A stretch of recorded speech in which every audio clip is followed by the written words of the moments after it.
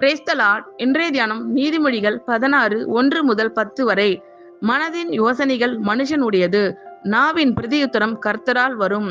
மனுஷனுடைய வழிகள் எல்லாம் அவன் பார்வைக்கு சுத்தமானவைகள், கர்த்தரோ ஆவிகளை நிறுத்து பார்க்கிறார். உன் செய்கைகளை கர்த்தருக்கு ஒப்புவி, அப்பொழுது உன் யோசனைகள் உறுதிப்படும்.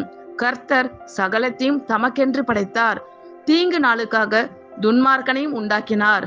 மனம் மேட்டிமை உள்ளவன் எவனும் கர்த்தருக்கு அருவருப்பானவன். கையோடே கை கோத்தாலும் அவன் தண்டனைக்கு தப்பான். கிருபையினாலும் சத்தியத்தினாலும் பாவம் நிவர்த்தியாகும். கர்த்தருக்கு பயப்படுகிறதினால் மனுஷர் தீமையை விட்டு விலகுவார்கள். ஒருவனுடைய வழிகள் கர்த்தருக்கு பிரியமாய் இருந்தால் அவனுடைய சத்துருக்களும் அவனோடே சமாதானம் ஆகும்படி செய்வார். அநியாயமாய் வந்த அதிக வருமானத்திலும் நியாயமாய் வந்த கொஞ்ச வருமானமே உத்தமம். மனுஷனுடைய இருதயம் அவனுடைய வழியை யோசிக்கும், அவனுடைய நடைகளை உறுதிப்படுத்துகிறவரோ கர்த்தர். ராஜாவின் உதடுகளில் திவ்ய வாக்கு பிறக்கும், நியாயத்தில் அவன் வாய் தவறாது. ஆமேன். கர்த்தர் உங்கள் அனைவரையும் ஆசீர்வதிப்பாராக. God bless you all.